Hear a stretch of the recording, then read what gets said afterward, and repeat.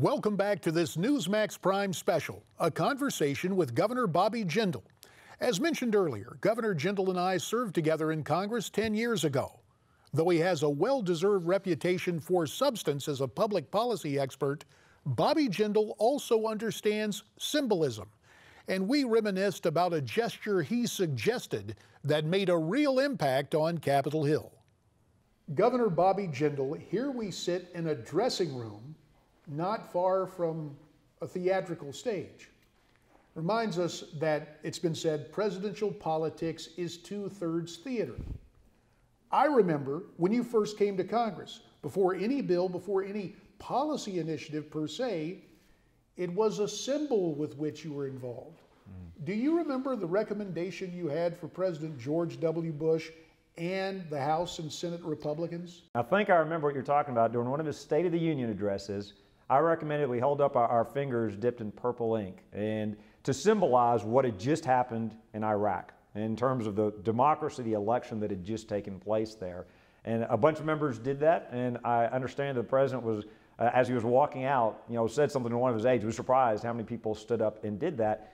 Here's the funny thing about this election. We are sitting back here backstage. Every politician will say this, but it really is true. This is the most important election of our lifetimes. And I think people get it. We did 2 town halls today here in Iowa, had incredible crowds. The last one, standing room only in Urbandale. They get it. On a Saturday afternoon, people are coming out saying this is about our children and our grandchildren. That's encouraging to me. Bobby Jindal first gained public notice as a healthcare policy expert. In this portion of our interview, he detailed how he will deal with Obamacare should he become president, and he also assessed his appeal to social conservatives, also known as values voters. First, you repeal and replace all of it. We can't afford the taxes, we can't afford the borrowing, we can't afford the entitlement, the new entitlement program on top of the existing entitlement programs. We can't afford all the regulations and all the spending. So what do we replace it with? We need to do 3 things. One, we need to bring down the cost of health care. He said he was going to do that, and he didn't do it. I think it's immoral to make people dependent on government, put millions in Medicaid that's not reformed, that's not effective. So instead, standard tax deduction so people can afford their health care from their employers or otherwise. Voluntary purchasing pools so people can get health care through their churches, trade groups, or their employers, however they want to buy it. Third, cross-state purchase of insurance so you have more competition. Fourth, expanded access to medical and health savings accounts and wellness accounts. Fifth, crack down on the frivolous lawsuits. If you do those things, independent studies show you could reduce the average premium for the average family by $5,000. Secondly, help the vulnerable. So there are people with pre-existing conditions, others that can't afford their health care. Give $10 billion a year to the states, but make them do things like, let them have the flexibility to do things like high-risk pools, reinsurance. There shouldn't be a one-size-fits-all federal approach. Certainly shouldn't be a mandate that you have to buy benefits you may not want. And third and finally, empower doctors and their patients. The real question is, who do you trust, bureaucrats or patients and their doctors?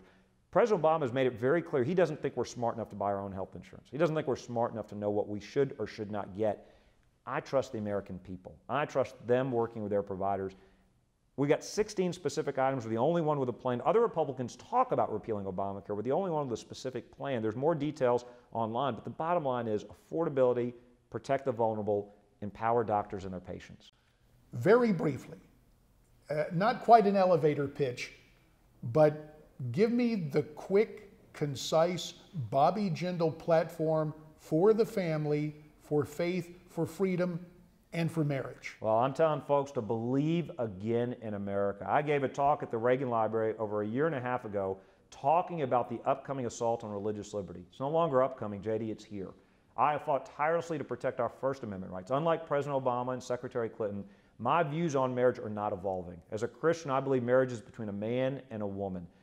We need to restore our 10th Amendment rights. The courts just trumped. We need to, at the federal level, remind this court that marriage is between a man and a woman, but we also need to defend our First Amendment rights. I did an executive order protecting Christians, businesses, individuals in Louisiana, saying the state will not discriminate against you for having a traditional view of marriage. Now the ACLU is suing me, showing their hypocrisy on religious freedom. They were for it before they were against it. Look, the United States didn't create religious liberty.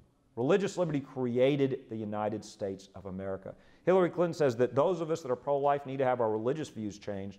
My religious views aren't between me and Hillary Clinton. They're between me and God Almighty, and I'm not changing them just because she doesn't like them. So my pitch to voters is, if you want somebody that's going to fight for you, if you want somebody you can depend on, you want somebody who's not changing their views based on the polls, if you want somebody with a proven track record, go to BobbyJindal.com. Though he's only 44 years of age, Governor Bobby Jindal has proven himself on the state and the national levels, and he hopes his record of successful conservative leadership and policy implementation will catch on with voters, leading him to his next and greatest challenge to date, winning the White House in 2016. This has been a Newsmax Prime Special, a conversation with Governor Bobby Jindal. I'm J.D. Hayworth. Thanks for watching.